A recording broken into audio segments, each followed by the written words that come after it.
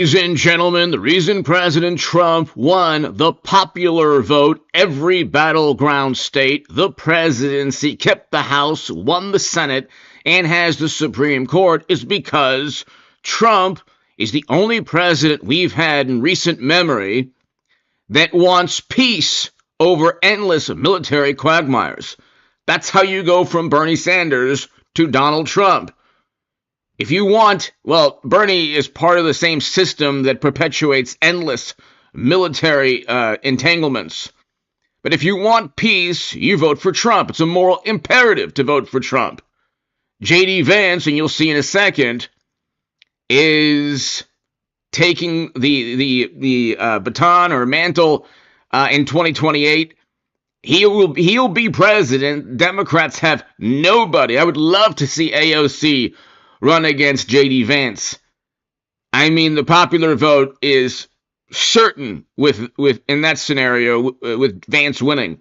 But hit subscribe to this channel, ladies and gentlemen. Your super chat is greatly appreciated. Let's get started. And what can I tell you other than the usual suspects are livid, angry, upset. The wonderful, morally superior liberal Democrats claim to care about foreign policy or geopolitics, but what about the innocent lives being lost every single day in the country that we're supposed to be protecting? Why did that country get invaded under Biden? There's no rebuttal. Democrats have zero rebuttal. Why was Crimea taken under President Obama? Why was the entire country taken or invaded under Biden?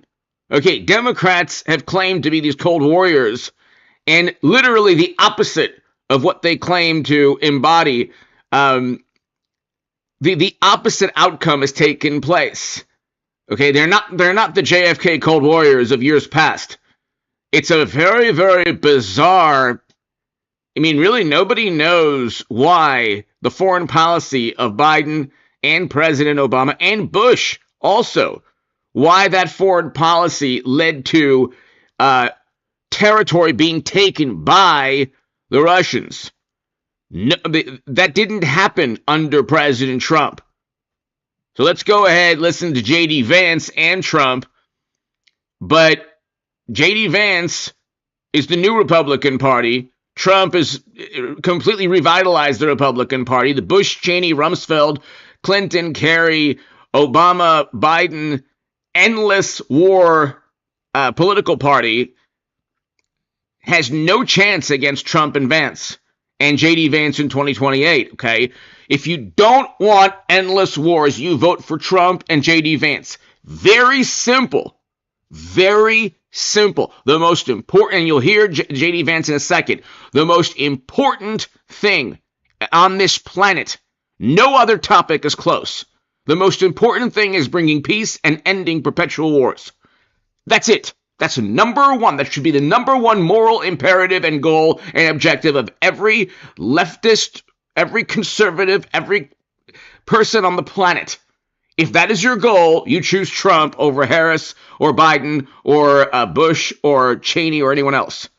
Hit subscribe. I'll have a live stream tonight. Your super chat is greatly, greatly appreciated. Let's get started.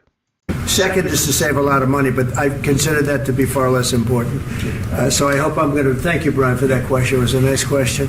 I hope I'll be known and recognized as a peacemaker. This would be a great thing to solve. This is a very dangerous situation. You know, this could lead to a third world war. This was headed in the wrong direction. If this election were lost, if we didn't win this election, and by the way, we won it by a lot. That was a mandate. We won every swing state. We won the popular vote by millions and millions of votes. We won everything. The districts, you look at the areas of red, take a look at a map. This was a big mandate, and this was one of the things. I said, we're going to get this thing settled. If we didn't win, I think this could have very well ended up in a third world war, and that would not have been a good situation. What was your second question? And my second question for President Zelenskyy. Why don't you wear a suit? You're at the highest, why don't you wear a suit? You're the highest level in this country's office and you refuse to wear a suit, just want to see if you own a suit? Yeah, problems. A lot of Americans have problems with you not Really? respecting I the don't have dignity of this such- office. I will wear a costume after this war will finish. Okay. Yes, maybe one. Maybe something like this. something like Yes, yours. sir. Yes. That'd be great. Maybe something better. I don't know. We will see. Maybe something cheaper than Thank you. Thank you. President Thank you. Thank you, President Trump. You said yesterday that you have. Are you going to send more arms to Ukraine in case there's no peace? Yeah, we're going to have arms to Ukraine, yeah, sure. Hopefully I won't have to send very much because hopefully we're going to have it finished. We're looking forward to finishing this quickly. We're not looking forward to sending a lot of arms. We're looking forward to getting the war finished so we can do other things. But we very much appreciate the agreement because we needed what they had, and we're treating, our country is now treated fairly. Biden didn't do that. He didn't know what the hell he was doing. This should have never happened. This should have never started. But, sure, the answer is yes, but hopefully we won't have to send much because I'm looking forward to getting it done quickly, very quickly. Does that mean you'll provide security guarantees, Mr. President? I don't want to talk about security yet because I want to get the deal done. You fall into the same. Where were the security guarantees that Democrats or media asked for during Biden's administration? All of this happened during Biden's administration. You read The Atlantic, the New York Times, the Washington Post, you watch CNN, MSNBC, like all of the problems took place under Biden's administration. All of the invasion took place under Biden, not Trump. Where's the rebuttal from Democrats? Why did that take place? Obviously, Trump was much better in terms of the security of that country and in terms of global security. Infinitely better. Same trap like everybody else. A million times you say it over and over. I want to get the deal done. Security is so easy. That's about 2% of the problem. I'm not worried about security. I'm worried about getting the deal done. The security is the easy part. Security is very nice. Everybody stopped shooting. And now will Europe put people there? I know France is going to. I know the UK is going to. I know other countries are going to, and they happen to be right next door. We haven't committed, but we could conceivably. We have security in a different form. We'll have workers there digging, taking the raw earth so that we can create a lot of great product in this country. So in that sense, you have something, but we haven't determined that yet. I will say, in speaking to France and in speaking to, and they were here, as you know, last week and just the other day, they have committed to a lot of security. I don't think you're going to need much security. I think once this deal gets done, it's over. Russia's not going to want to go back, and nobody's going to want to go back. When this deal ends, I really believe this deal is going to be over. Question. Please go ahead. Go ahead. Thank you, sir. Mr. President, thank you. You had Mr. Macron and Keir Starmer at the White House this past week, both of whom praised your courage and conviction to lead the pathway towards peace. Yes. Part of that involved, though, re-engaging Russia in diplomatic relations, something that previous leaders lacked the conviction to do so. What gave you the moral courage and conviction to step forward and lead that? Well, I love this guy. Who are you with? One American News, sir. Well, that's why I like him. One American News does a great job. I like the question. I think it's a very good question. It's a pathway to peace. It's a pathway to getting something solved. And I feel that as the head of this country, I have an obligation to do that. Plus, we're very much involved. We got involved. It's too bad we got involved because there should have been no involvement because there should have been no war. And there shouldn't have been October 7th. That would have never happened. As you know, Iran was broke. They had no money to give to Hezbollah. They had no money to give to Hamas. They were stone cold broke. And then under Biden, they became rich as hell. They went from no money to $300 billion in a period of 4 years. And they gave a lot of that money away, and you see what happened. And that's a real mess also that we hope to be able to solve. But no, I appreciate your question very much. I feel I have an obligation to try and do something to stop the death. If I can answer. Yes, if I can answer. Please, Sorry. go ahead. Please. please. And I do like your clothing, by the way. Yeah, really? Even though I think he's a great guy, by the way. But I don't know if you two like each other. But you know what? I think he's dressed. I think he's dressed. I like this guy. I think he's dressed beautifully. So I have more serious things than answer on such Yeah, questions. sure, that's I a- will answer on more serious that's a good questions if I statement. can. That's good. Yeah. So please, about security guarantees and about just ceasefire. We can't just speak about ceasefire and speak and speak. It will not work. Just ceasefire will not never work because I'm like a president. I have this experience, and not only me. Ukraine before my presidency, from the 2014, Putin broken 25 times. 25 times he broken his own signature. 25 times he broken ceasefire. But he never broke to me. He never broke to me. No, you were the president. He You were never the broke- president he during. never broke to me. In 2016, you've been the president, Mr. President. You've been the president, but he had, of course, not with you, but he had during those period. He had conversations with our side. And we had Normandy format, the France, Germany, Ukraine, and Russia. And he broken 25 times. That's why we will never. He took major territory during Biden's administration, during President Obama's administration, and during Bush's administration in another country. Not during Trump's. So Democrats and media are very ignorant of modern U.S. history. Okay, what happened to this man's country happened primarily during Biden's administration. The invasion took place under Biden. There's no rebuttal. Democrats have no rebuttal. They have no argument. They claim to defend that country, but the worst outcome takes place. Accept just ceasefire. It will not work without security guarantees. Security guarantees, maybe President is right about this document and other, but this document. And also during Trump's administration, okay, he gave arms and weapons to Ukraine. Obama did not. President Obama did not. President Trump did.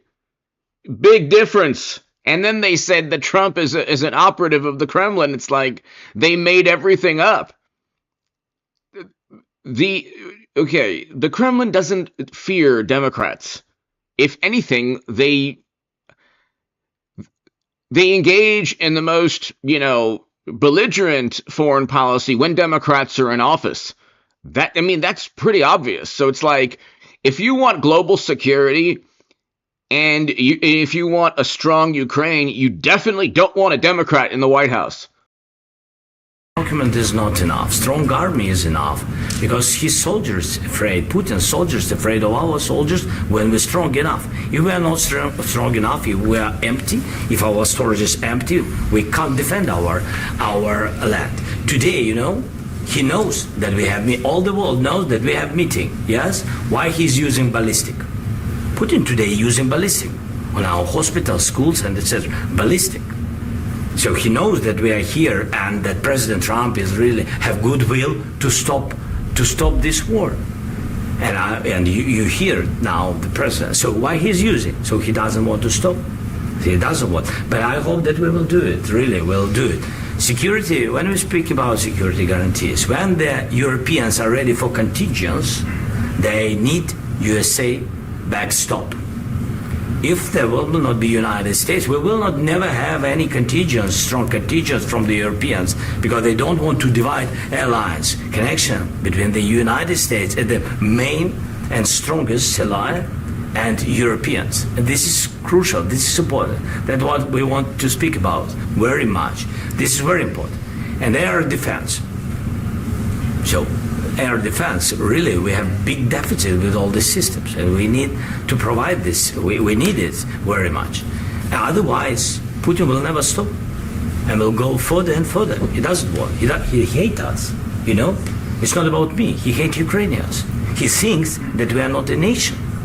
He thinks, and he shared these thoughts. I think maybe with your team also. I don't know, but with all the Europeans, in media, officially and not, he always said that there is no such country, such nation, such language, and such life like Ukrainian. No, he really doesn't respect all the Ukrainians, and he wants to destroy us. And you are right, Mr. President. That's 2%. This document, maybe other documents, it's a very good start, very good, but it will not enough to stop this person. Should Russia pay to rebuild Ukraine? Mr. President, after these Should Russia pay to rebuild Ukraine? They have to pay. This question. This is the rule. This is rule of the war. I'm This is the rule of the war. During all the centuries, all the history, this is the rule of the war. Who began, those pay. Do you agree This with is the that? rule. Putin began this war. He has to pay all money for innovation. He has to pay. Of course, some Russian assets, what we have in Europe, about 300 billion, we can use them. We can use for innovation and buy military support from the United States also. We can do it, but it's not enough. It's not enough. President, under these circumstances, do you envision a trilateral summit with Because I Putin wanted to and know- President Zelenskyy? Wait 1 second. I asked this question that you didn't like because I wanted to know if you want to position yourself in the middle between Russia and Yes. Ukraine or on the Ukraine side. No, I'm in the middle. I want to solve this thing. I'm for both. I want to get it solved, and it's wonderful to speak badly about somebody else, but I want to get it solved. If we can solve it, great. If we can't solve it, they're going to have to fight it out, and who knows what's going to happen. But I want to see it get solved. May I follow up? One more question about U.S. troops in Europe. After Russian invasion of Ukraine, your predecessor sent additional troops to Eastern Europe, including Poland, my country. Yeah. Are you committed to keeping these troops on the eastern flank of NATO in the future? I'm very committed to Poland. I think Poland has really stepped up and done a great job for NATO. They, as you know, they paid more than they had to. They are one of the finest groups of people I've ever known. I'm very committed to Poland. What about Baltics? Poland's in a tough neighborhood, you know. What about the Baltics? The Baltics, they got a lot of. It's a tough neighborhood too, but we're committed. We're going to be very committed, and we're committed to NATO. But NATO has to step up, and the Europeans have to step up more than they have. And I want to see them equalize because they are in for far less than we're in, and they should be at least equal. You understand that? Why is the United States? We have an ocean in between. Why is the United States in for so much more money and other things as Europe? With that being said, and as you said, they've also been obviously very helpful. But we have put in far more than they have. And I think they should equalize. Mr. President, So what is wrong with making Europe pay more? I mean, this is basic logic. The wonderful, morally superior liberal Democrats who claim to oppose Trump's foreign policy, maybe they don't understand basic logic. It's basic logic. If Europe wants to prolong, the conflict, they should be paying a lot more than the U.S. Even an entire continent. Granted, we're the world superpower, number one economy, but you have an entire continent with many countries and many leaders that want this war to just be endless. There's also the issue of potential nuclear confrontation, which could be the end of, God forbid, the planet. So we learned before the Berlin Wall fell, during the Cold War, that at any moment, with mutually assured destruction, the planet could end. And if you're like 47, 50, 55, even 45 years old, you understand. You understand that, there used to be a time in world history when the Soviet Union and the United States of America had, and we probably still do to an extent, but there was a time when you had nuclear missiles pointed at each other. At any moment, the entire planet could cease to exist. But the wonderful, morally superior writers at The Atlantic or, the New York Times or Washington Post or CNN or MSNBC who opposed Trump's efforts at peace, maybe they didn't take U.S. history or world history in middle school or high school. Maybe they just didn't learn about the Cold War. Maybe they don't understand what mutually assured destruction is. And so you don't want a nuclear-powered country, with the most armament. I think they have technically the most armament in the world, the Russians, to just be in an endless military conflict. You want to make sure that there's no nuclear confrontation. And that's what Trump is doing. The same people who care so much about the planet and the environment, well, the environment would cease to exist if, God forbid, there was a nuclear confrontation. Yeah, please, go ahead. Ask you about the agreement again today. What changed between the first time that Secretary Bessent gave President Zelenskyy the agreement and today for the signing? We made a deal. So What was the I'm just deciding factor? I'm a business person. We made a deal. That's what changed. I didn't think we were going to make a deal, and we ended up making the deal. So that changed. Mr. President, what and how do you envision a trilateral summit with President Zelenskyy and Putin? I don't know, but they don't like each other. I can tell you that. Okay? They do not like each other. This is not a love match, and it's unfortunate. That's why you're in this situation. The United States should not have allowed this to happen. Okay? The United States, run by a man that didn't know much, I'm going to be very nice, run by an incompetent person. Had Democrats and Biden wanted to end the hostilities, they could have done so. Now, the rebuttal from apoplectic Democrats would be, what? It wasn't, yes, it was a terrible invasion, horrible invasion. Putin should never have invaded Ukraine. Okay, who was president when it happened? Was there any effort by Biden or anyone else to try and prevent the initial invasion? Of course, it's terrible, horrible what Russia did in Ukraine. Okay, before that took place, where were where was the emphasis on preventing an invasion? Where was the foreign policy? All these, morally superior liberal Democrats, they're such good, wonderful people. They look in the mirror and they love themselves so much. They disown friends and family because, they can't go to Thanksgiving if someone voted for Trump. But they don't mind endless wars. Shows you how actually immoral many of them are. Where was the emphasis within all the writers and all the journalists and all the foreign policy wonks and experts on preventing and stopping the invasion before it took place? How many people have suffered, lost their lives? And for what? What? Yes, it was terrible. That invasion by Russia was terrible. Why didn't the United States under Biden, under Democrats, do anything to stop that terrible outcome? Oh, because their foreign policy was an absolute catastrophe. That's why J.D. Vance will win in 28. And that's why Trump won the popular vote. They don't even know what their foreign policy is. It's just whatever they're told. Then that's their foreign policy.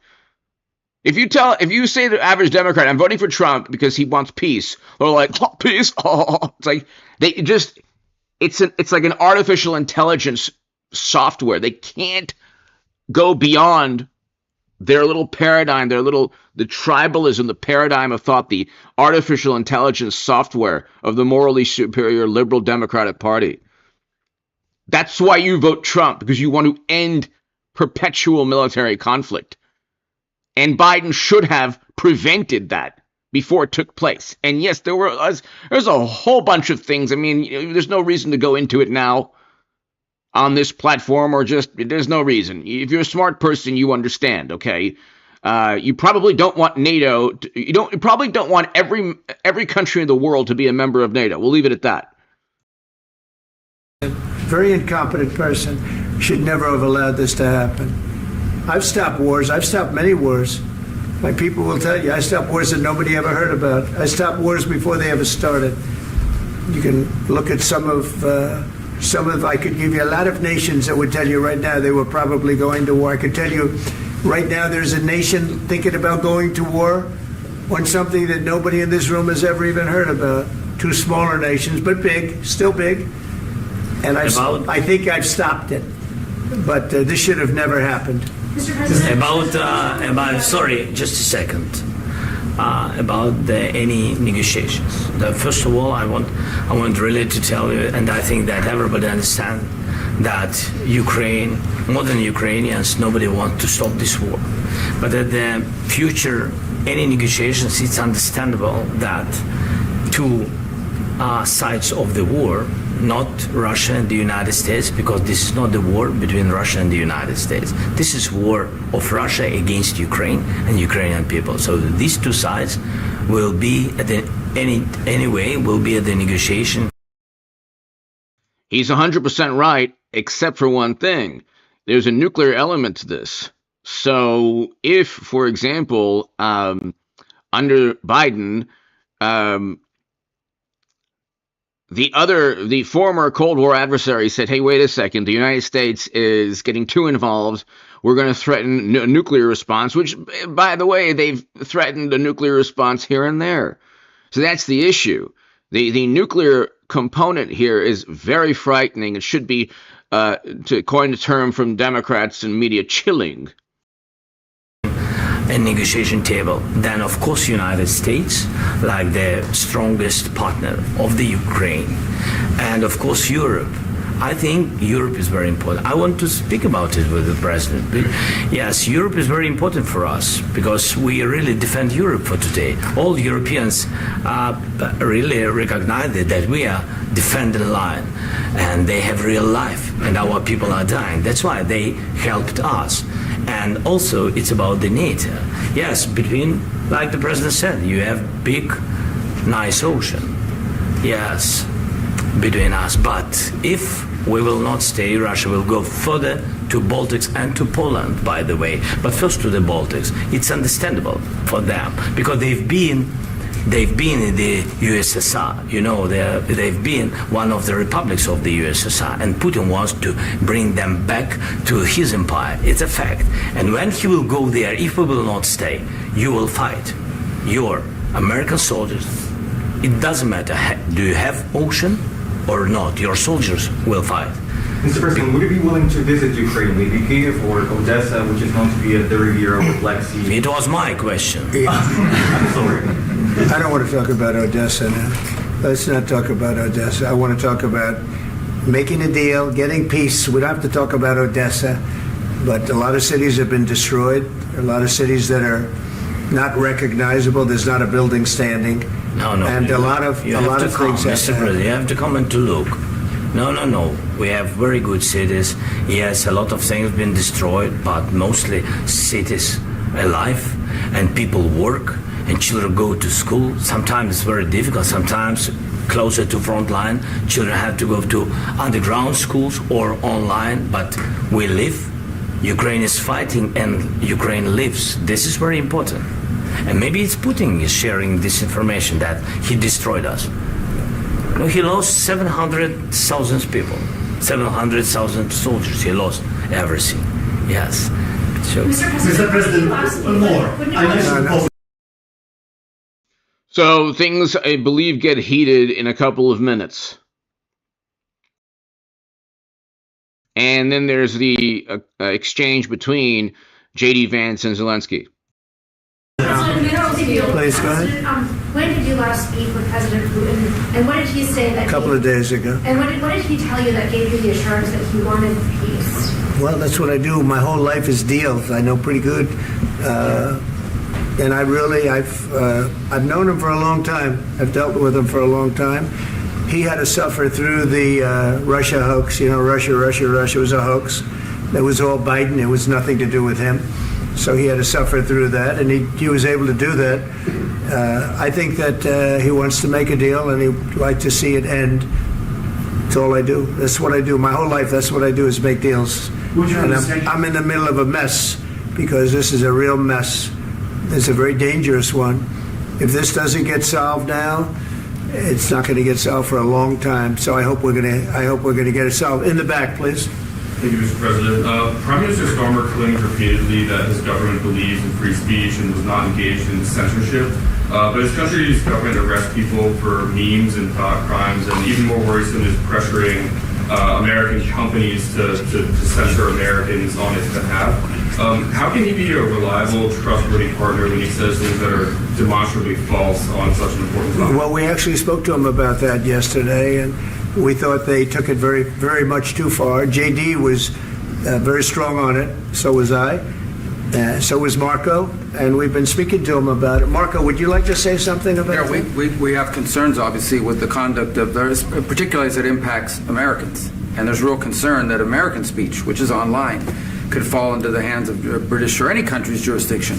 And so this is a point the Vice President made of Munich, and I think it's a very compelling one, that what unites us with Europe, as much as anything else, is these shared values, and one of them being free speech.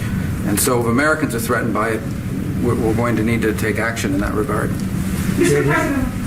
It's actually a very important question. We spoke about this in detail with the Prime Minister, the Foreign Secretary, and others at lunch yesterday. And I know that Secretary of Commerce Lutnick followed up in private meetings last night. This is really important. We believe Americans have the right to speak their mind, even if we in this room disagree with them. They have the right to speak their mind in the public square, which is often online these days.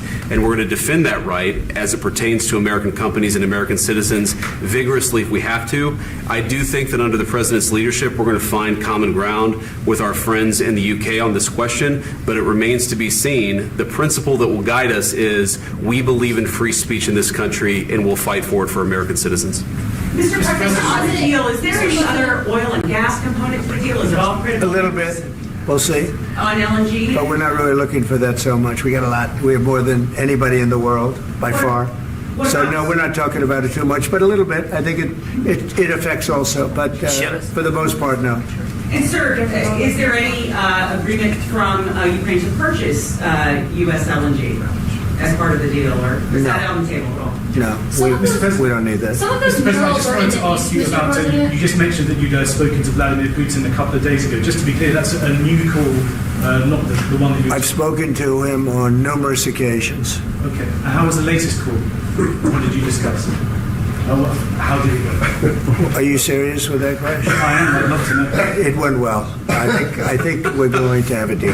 On the minerals deal, Mr. President, some of those minerals are in the east of Ukraine, not far from the front lines and in areas that Russia has occupied. Will you direct President Putin to withdraw his forces from those areas if there's U.S. interest? Well, we'll take a look at the time. We have a lot of area.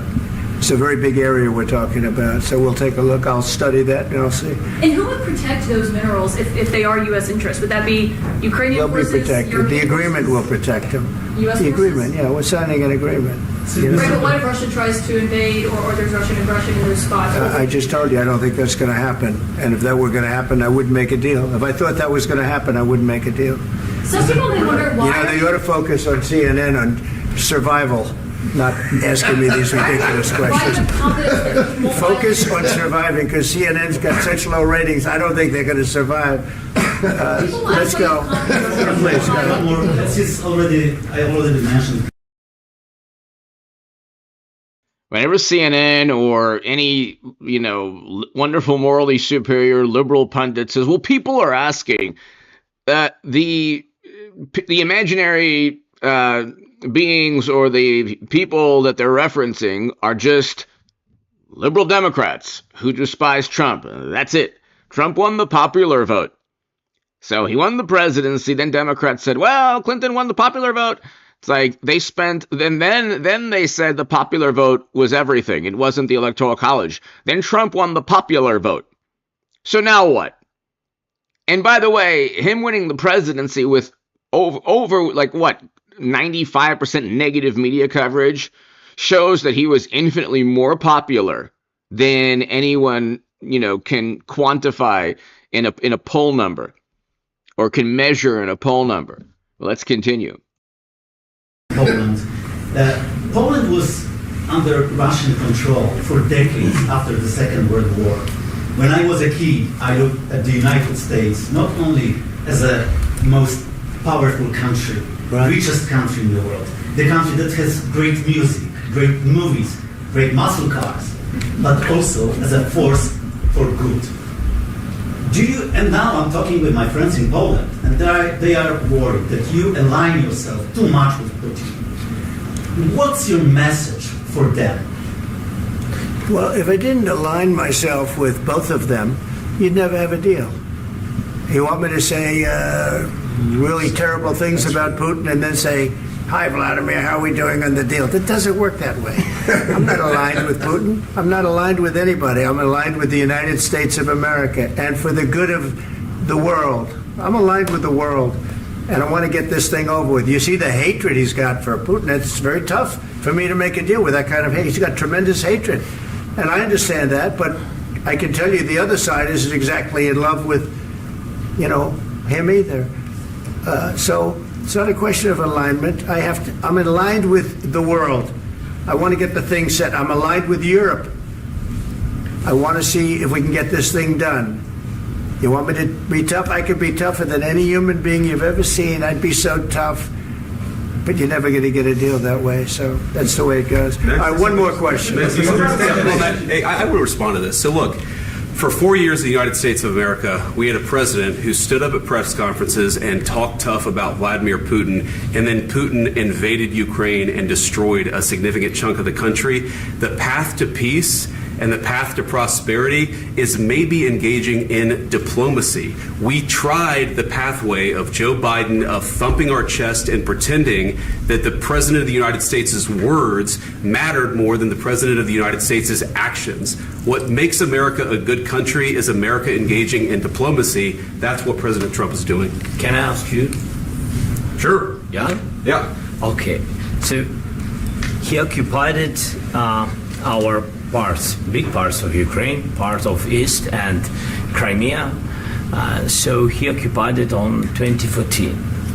So during a lot of years, so I'm not speaking about just Biden, but those time was Obama, then President Obama, then President Trump, then President Biden, now President Trump, and God bless, now President Trump will stop him.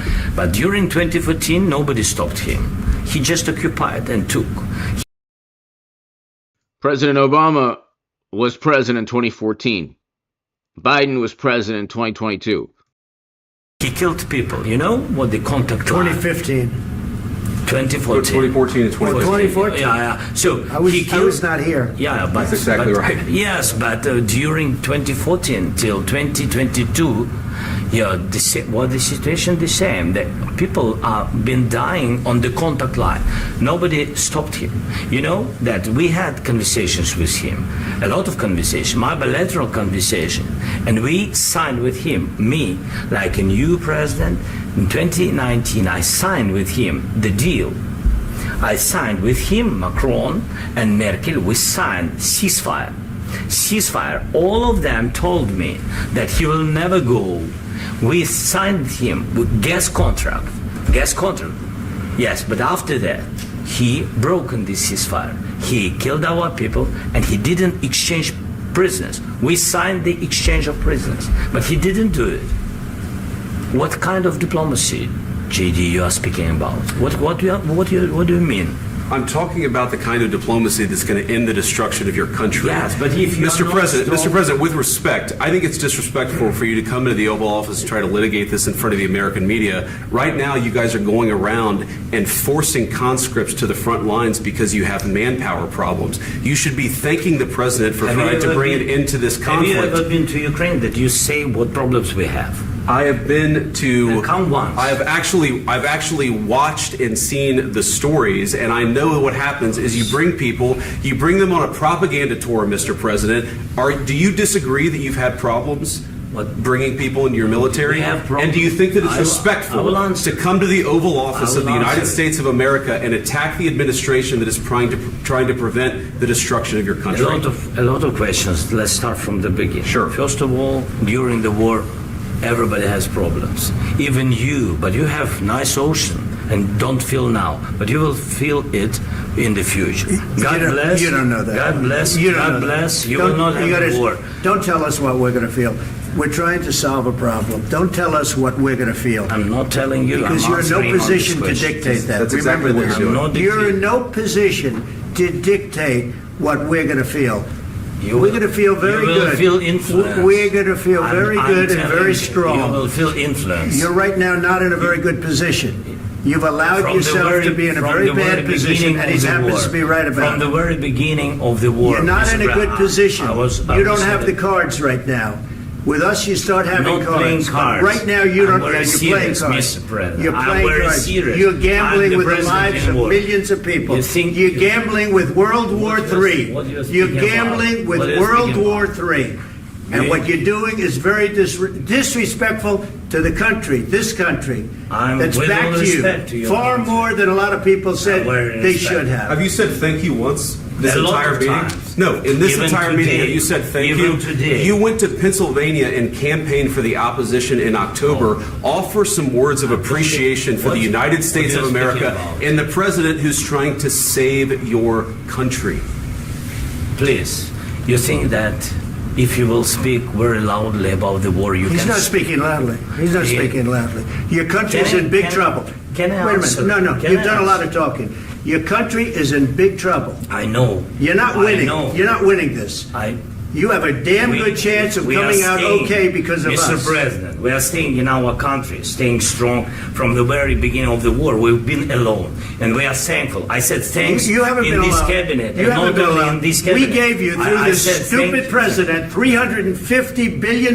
You voted we gave for you your military president. equipment, You and you voted men for are your brave, president. but they had to use our military. What about If you didn't have You our invited military me- equipment, you invited if me you to didn't speak- have our military equipment, this war would have been over in 2 weeks. In 3 okay? days, I heard it from Putin. In 3 days, this is something Maybe new. less. In 2 weeks, of course, yes. It's going to be a very hard thing to do business like this. Again, I tell you. just say thank you. I said a lot of times to American people. Accept that there are disagreements, and let's go litigate those disagreements rather than trying to fight it out in the American media when you're wrong. We know that you're wrong. But you see, I think it's good for the American people to see what's going on. I understand, sir. I think it's I very understand. important. That's why I kept this going so long. You have to be thankful. You don't have the I'm cards. thankful. You're buried there. Your people are dying. tell you You're again, running low I know. on soldiers. Don't- Listen, don't, please, you're running Mr. low on President. soldiers. It would be a damn good thing. Mr. And President. then you tell us, I don't want a ceasefire. I don't want a ceasefire. I want to go, and I wanted this. Look, if you could get a ceasefire right now, I tell you, you take it so the bullets stop flying and your men stop getting killed. Of course, we want to stop the war. But you're I saying said- you don't want a ceasefire. But I said to you, I want a ceasefire. with guarantees. Because you'll get a ceasefire faster than an agreement. Ask our people about ceasefire, what they think. That wasn't it doesn't with matter me. for you what That what wasn't this with me. means. It That was wasn't with you. a guy named Biden, who was not a smart person. This That is was your, with, this that was is with your Obama. president. It was your president. Excuse me. That was with Obama, who gave you sheets, and I gave you javelins. Yes. I gave you the javelins to take out all those tanks. Obama gave you sheets. In fact, the statement is Obama gave sheets and Trump gave javelins. You got to be more thankful, because let me tell you, you don't have the cards. With us, you have the cards. But without us, you don't have any cards. One more question to Mr. Vice President. I'm sorry. It's going to be a tough deal to make, Um, because the attitudes have to change. what if Russia breaks ceasefire? What if Russia breaks peace talks? What do you do then? I understand that it's a heated conversation right now. What are you saying? What She's if asking, Russia- what if Russia breaks the ceasefire? What if anything? What if a bomb drops on your head right now? But they have Okay? broken ceasefire. What if they broke it? I don't know. They broke it with Biden, because Biden, they didn't respect him. They didn't respect Obama. They respect me. Let me tell you, Putin went through a hell of a lot with me. He went through a phony witch hunt where they used him and Russia. Russia. You ever hear of that deal? That was a phony Hunter Biden, Joe Biden scam. Hillary Clinton, Shifty Adam Schiff. It was a Democrat scam. And he had to go through that. And he did go through it. We didn't end up in a war. And he went through it. He was accused of all that stuff. He had nothing to do with it. It came out of Hunter Biden's bathroom.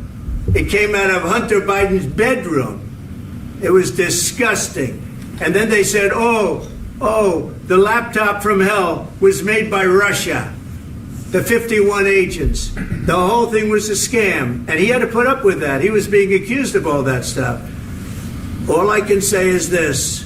He might have broken deals with Obama and Bush, And he might have broken them with Biden. He did, maybe. Maybe he didn't. I don't know what happened. But he didn't break them with me.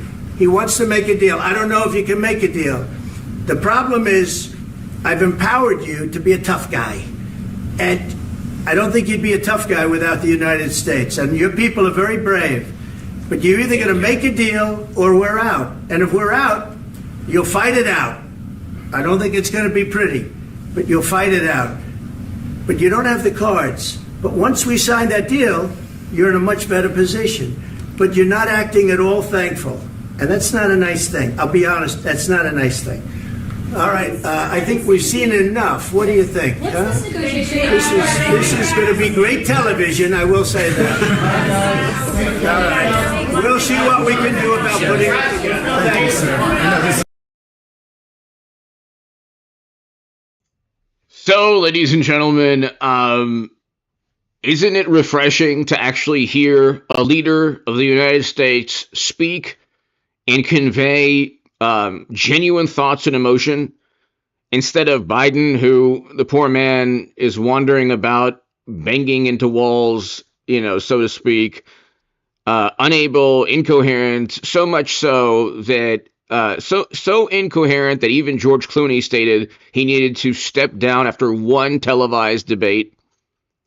So Democrats were so embarrassed and mortified of Biden because of one debate nationally televised that they then usurped, they removed him and installed Harris, who polled lower than Biden and lost the popular vote. And now Doge is taking a wrecking ball to the entire bureaucratic madness that funds so many political action committees or non-governmental organizations, the labyrinth, the Byzantine labyrinth that props up the Democratic Party. So, President Obama, Bush, same thing. Whenever you see those pictures, oh, isn't it nice? Bush and President Obama are friends. It's like, yeah, well, they don't care about endless wars. That's why Trump is different. That's why it's a moral imperative to vote for Trump and J.D. Vance in the future. And J.D. Vance has already won 28. I don't think there's anyone in the Republican Party. DeSantis is, Rubio is looking good, but, DeSantis, possible, but I don't see DeSantis. I just see J.D. Vance. There was an attempt on Trump's life, ladies and gentlemen. Okay, 2 attempts. He was accused of things he didn't do. Okay. So, and by the way, Paul Bartlett, thank you again for your super chat. To my super chat, thank you. I'll have a live stream this evening at around 11 p.m. But what did Trump say that was wrong? I mean, there's no Democratic Party rebuttal. All the terrible things that took place under Biden and President Obama. This is a fact. And Bush. That's just a fact. Okay. Yes, there was fighting throughout Trump's presidency, but there weren't any major invasions or major territory taken by Putin during Trump's presidency. Okay, that's why you have pundits on the left, 1 million to 4 million sub channels. Their audience, the people who voting Democrat, pretend they live in a fantasy world. They think that the Russians are afraid of them. It's like no country fears the Democratic Party. Okay. People around the world, countries around the world, actually, if they don't fear, they respect Trump because Trump understands the economics. He understands leverage. He understands how tariffs can be used as leverage, as opposed to simply fighting endless wars. That's one example. But anyway, hit subscribe to this channel. J.D. Vance, you saw J.D. Vance was answering, more answering than starting any beef. But anyway, hit subscribe. I'll be here tonight, ladies and gentlemen. I wanted to give you the full uncut, it's on Fox News, version